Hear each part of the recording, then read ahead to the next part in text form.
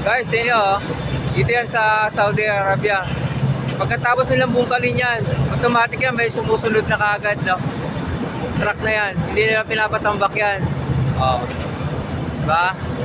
Sana ganito rin sa atin, sa Pilipinas. Hindi nila naiiwanan yan. Yan, aspalto. Automatic yan, oh. Tatapon na nila yan. Pagkakutkot nila yan, pagtanggal na yan. Oh, tapon na yan. Automatic meron ng truck kasunod. Ito pang isa. Inaayos to, kung way na to.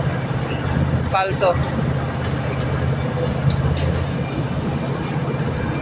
Sana all, pati sa Pilipinas, ganito rin.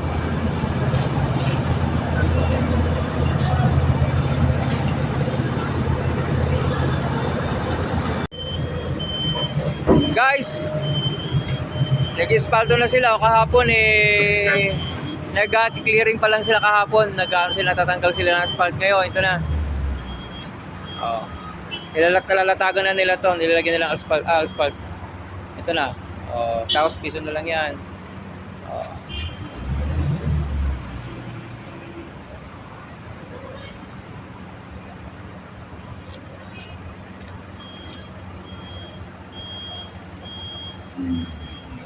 Yung mga equipment nila, oh.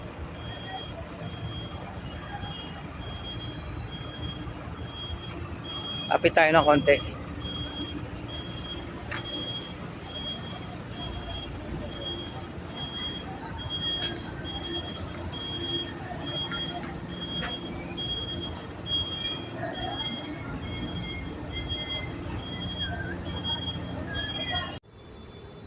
Okay na, oh, kahapon hindi pa to okay, oh. Ngayon okay na, oh.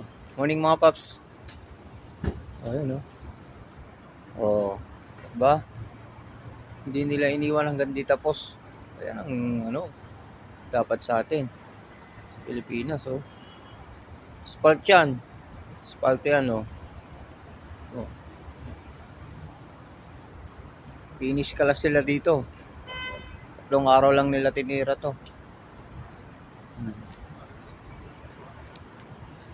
Magaling.